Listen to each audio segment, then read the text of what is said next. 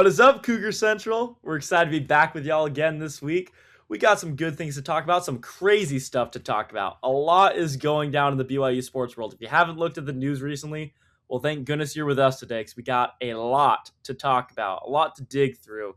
And we're here to go through it with y'all. We're super excited. Again, I am Parker Glenn. I'm Connor Thompson. We're just some BYU sports fans just doing what we love. So to start out, last week we talked about, or I guess 2 weeks ago now, we talked about the coaches poll that got released, putting BYU, right where we felt was pretty responsible. Now they're sitting here with the AP Preseason Poll. Connor, walk us through that. What do we got going on? Yeah, so BYU came in tied at 14, which, like, you're sitting at 14, you're like, okay, that's better than the coaches poll, but they're tied at 14. So it's basically the same as coming in at 15. But I thought BYU deserved to be in the 11, 12, 13 range, but I thought they would land in the 13 to 15 range, and that's where they ended up landing up. But I do have some problems with this because USC was not a good team last year. Um, LSU was not a good team last year, and LSU's sitting there at number 11. USC's number 14. There's so many SEC and Big Ten teams ahead of BYU, and BYU only lost twice last season. And then, like, they have Michigan right below BYU. So it's kind of just, it's like the AP poll is always kind of like this. They take logos and brands and they kind of rank them where they just think that brand should be. So there's always these SEC teams and Big Ten teams that are ranked super high at the beginning of the year that then just fall off and have a terrible year. And it's happening the same thing. Yeah, it's preseason, so it's gonna happen every year with some teams, but there's definitely some teams that are above BYU that I don't think should be. Yeah, I just think it's funny that Alabama still ranks so high. Like, I understand, right? I like you said, this kind of like logo thing. And honestly, Kalen DeBoer didn't have a bad season last year with the team. Wasn't great, but it wasn't bad necessarily, right? And so I look at that, but it's like again, that name carries a lot of weight because of the program. Um, it feels weird to me to have BYU tied with USC at 14 because what kind of message is that sending, right? Because a lot of the coaches poll, right, you're banking on what's happening. The preseason poll, I feel like in a lot of ways, is where are teams currently. I feel that's what it kind of should represent. And so it seems so weird to have these teams ranked so high. But again, it is a name game. It is all about the brand. Um, and but it's funny too because right, if BYU was still, let's say they were still in the WAC, right? Let's go way back when you'd be ranked lower. But the fact that they're in the Big 12 and the Big 12 doesn't have the same respect is weird to me. Like it does make sense. But I think it's gonna be something that just has to be proven over time, just Yeah. realistically. And like Texas Tech is number 12. If they had Brendan Sorsby, they'd probably be in the top 7. But Probably. yeah, I think they're better than 12. I would have put them around 10. And then here's another thing that stands out with like this little brand thing going on. Um, is Penn State at 18. Penn State was not good at all last year, and all they did was take Matt Campbell from Iowa State and take Iowa State's whole team. So it's Penn State's literally just Iowa State, and they're 18, and Iowa State wasn't ranked at the end of the last year. They had a average season, so that's I feel like it's a huge example of brand bias right there. The Penn State ranking. Yeah, the Penn State one blew me away. I saw that and I was like, wait, what? But like I said, it's a name game. But I think as the season progresses, I think BYU will prove themselves. It's just gonna happen. It happened last year, and I think they've set themselves up with the right team, with the right people to make it happen again this year. Which leads us then to our next segment and really the big hot topic right now. We already got, athletic director Brian Santiago having some potential beef here with head coach Kalani Sitake on the football team, and then also the recent hiring of Mark Hill from Kentucky as deputy athletic director. And things have just blown up recently. I mean, like there was the whole drama with the Cougar board. Everybody's going nuts on that, and then they had to actually issue an official statement on that board. Um, Yikes. There's so much to unpack here. So, Connor, I'm just gonna let you go because you've been digging into this a lot more than I have over the last couple of days. So take it away and give us the rundown here. Yeah, so one of the things is that it's a known fact that Brian Santiago is a basketball guy. So this started way back. Brian Santiago is one of the reasons that Kevin Young is here at BYU. So he's big with basketball. And then when Kalani was getting, um, like when Penn State was going after Kalani and he was about to take that deal, the rumors are that Brian Santiago was okay with letting Kalani go, and he was just going to make Jay Hill the head coach. But the boosters said, no, we got to keep this guy. And for good reason. I think most of the team would have transferred if Kalani went away because everyone loves him. So they made these promises to Kalani. They're gonna increase the assistant coaches' salaries. They're gonna have more NIL money for BYU because that's what Penn State was offering, and it's still not on the level of Penn State what BYU said they would do, but it was enough to get him to stay because Kalani is a BYU guy. Um, so all of that happened. Now, like a week ago, he goes on an interview, and he's just like, "Hey, I'm doing more with less. Um, they aren't giving me what I need." Basically, just calling him out. And then a few days later, he goes on another interview, and they're asking him stuff, and he's just giving no response. Like they're asking how his relationship is. He's like, "I'm a likable guy." Um, they're asking him like, how does he feel about the NIL stuff, and he's just giving nothing. Like you want to hear something where it's like, yeah, it's kind of good. We're all right with this, but he's just giving like the most blank answers almost in a way.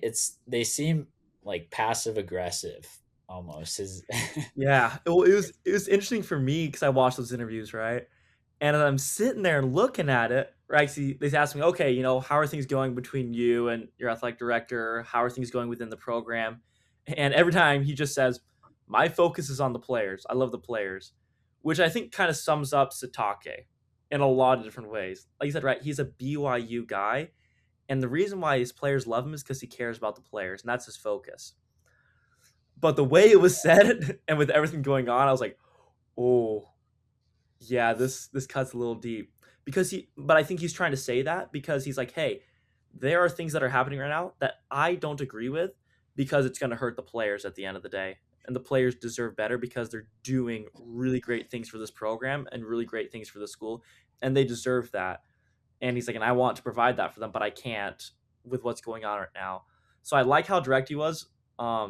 I think it's good, but it's always tough though when you have a strained relationship like that in a sports program, especially with someone like your athletic director. Um, it gets difficult. It just does. yeah, and it's tough too because like Brian Santiago, he came like he was the assistant guy to Tom Holmoe. Everyone loved Tom Holmoe because he was this super warm, lighthearted guy. He wanted BYU to do well, but he was nice to everyone. Brian Santiago is like a hard nosed guy. He's not nice to everyone because he's super competitive. And he does want the best for BYU athletics and sports. But then that perception comes off of, hey, this guy's not super good. And then there's the Kalani drama too adds more fuel to it. And since Kalani's loved by everyone, now the fan base is turning on Brian Santiago, and it's like a mob mentality where they want him out now. And now there's all these rumors, everything's kind of spiraling out of control. So it's not a good look right now. And personally, like I don't want Brian Santiago gone because my worry would be if you bring in another AD and he's kind of like Tom Holmoe, where he's this warmer guy, people kind of like him. I don't think he would be as concerned um, about making BYU as good as they can in athletics. Like Yeah. Brian Santiago doesn't really care about his image as much as making BYU as good as they possibly can be. Whereas this other guy, that might not be his top priority. So that's where I would be a little worried if Brian Santiago did basically get shoved out the door because of all of this. So it's like it really just needs to work. Like Kalani and Brian got to figure something out because whatever is just going on isn't working right now, and it's just getting crazier. Yeah, and I think that's one thing that's really difficult is the fans, right? Because there's been so much tension, and like I said, there's this mob mentality around it. And I do like Brian Santiago. He's a business guy, and that mentality has done wonders for both football, for both basketball, and every other sports program that BYU has, frankly. So I like him a lot. Now, here's where it gets really interesting is with them bringing in Mark Hill, because Mark Hill, they poached him over from Kentucky. He was the deputy athletic director there. He's the deputy athletic director now at BYU. He's got a daughter who played softball for BYU. There's some connections there. He's been in a lot of different kind of strength and conditioning positions before moving up the chain. Um, and it feels like they're having as a backup guy. Like when they had all this drama go down and then they hired Mark Hill, like I'm assuming they've wanted to poach him for a long time. And I think he's a great addition to the staff here at BYU. I love what they're doing. Agree with it.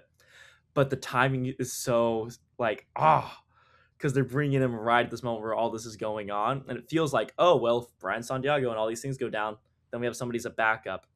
And I just hope that mentality isn't actually adopted by the university, but rather like there can be some mediation here because Santiago is a great guy and Sitake is great too, and we should keep both of them if we can. Just at the end of the day, Yeah, and yeah, the interesting thing about Mark Hill is that he was one of the final candidates with Brian Santiago for the AD job. So it's like the timing makes it way more suspicious too. But they're bringing in one of their top candidates um, with their guy that they made the AD. So it is kind of scary, but I think the hope with that is that Mark Hill's kind of doing stuff with football right now, and he did that at Kentucky. So the hope is that like this football stuff with Kalani can get figured out with Brian Santiago still being the AD and not necessarily like having the relationship get more fractured than it already is. Because like we said, Brian Santiago is a basketball guy. That's his sport. That's like BYU a couple of years ago, more than a couple of years ago, but they weren't great. They were missing the NCAA tournament. Ever since Brian Santiago has been here and Kevin Young, the expectation is that BYU is going to be a top 25 team almost every year in basketball. They're going to make the NCAA tournament every year in basketball, and they're going to get top recruits. So they've insanely, like, the basketball team has been insanely elevated. And then football, you're trying to match it, but like Kalani feels like he's not getting the respect that basketball is getting, which is tough. So, yeah, the hope is that Mark Hill can help kind of mend this together. yeah, and I think it's gonna be great too having those two guys working together to focus on both aspects, right? One leaning more basketball, one leaning more football. I think it's the right move. And so we just hope that's how it pans out. Of course, we're going to have to watch it here in the next coming months and just kind of see what happens. Because really, BYU basketball is the hot topic right now. It's not that BYU football isn't good. It's not that they've been coming up and coming. It's just the basketball team with everything that's happened with AJ. I mean, like, and with recruits, it's insane how they turn the program around like that. Especially like the entire NCAA is looking at BYU right now and thinking, whoa, that was crazy. Like, how'd you do that? And programs are trying to match and do that, and it's so hard to. Um, but there's so much history at BYU, especially with football. I mean, like, you have a national championship under your belt as a WAC team. You don't Yeah. see that. So, a lot of interesting things to think about there. Connor, do you have anything else you want to talk about with that subject? Yeah. So, yeah, BYU is primarily a football school too, so that's what people are kind of worried about here. But there's another thing that got super interesting with this whole situation, and it deals with Jackson Kohler. So we've talked about Jackson Kohler a lot on here Oh yeah. because yeah, and he's a guy we want. So Jackson Kohler reports came out that BYU is the front runner like completely now. So he's just waiting on the California court injunction to get passed. And from what I've heard, odds that it gets passed are high, and the NCAA is against it, but the NCAA has no power against the courts. So once that gets passed, he'll likely be at BYU. And one of the factors that helped push BYU to the top spot as a front runner is that they upped their NIL offer over the past couple weeks. And the reports are that it has nothing to do with football and why Kalani Sitake is mad. But that's another interesting point just because of the timing. Like Kalani's mad, BYU dumped more money than what they were initially offering. So people are wondering if they're taking stuff from football now and specifically putting it into basketball. But he's a center that they want. But yeah, that was just another super interesting aspect is are they actually just putting everything into basketball? Because football needs a lot of money because there's a lot of Mhm. players. So basketball players get more money, but you're spending less. So that's why this whole thing is blowing up too with Jackson Kohler. But I hope we get him for BYU basketball. Oh, it'd be so beautiful. It's like one of those things. So we talked about it, a couple weeks ago. And we're like, okay, here's our options, and they pulled up, Jakub, and it's like, okay, cool, great, we got this is gonna be okay. But it's like pipe dreams. Like if we could get Jackson Kohler, that'd be really, really cool. And then it's like, okay, that's never gonna happen. And then recently, it's like it could happen, but like it's not gonna happen. And now it's like, you know, things are kind of looking like there's a good possibility, and pretty much like if slash when it goes through, because it looks like it's going to go through. It's like, oh, that's kind of cool. It's just so hard with all the timing because it's all right now. But we're right here. School begins for BYU right here at the beginning of September. We are, gosh, right in the middle of August. So a lot of things just happen naturally during that time. So it's gonna be exciting to watch. Fingers crossed, everybody. He'd be pretty cool to grab to the team, but like, And he'd be one of the best centers in the Big 12. Another interesting thing with that too is that Keba can come back, but if true. they have Jackson Kohler, he will not be coming back because they won't have enough money to give him. So he did basically have to play for free, and he's not going to do that. So yeah, I mean, if we don't get Kohler still, Keba is a backup plan hypothetically, but you want Jackson Kohler, so Yeah, exactly. It's gonna be exciting to watch here in the next little bit. Just kind of see how this all pans out.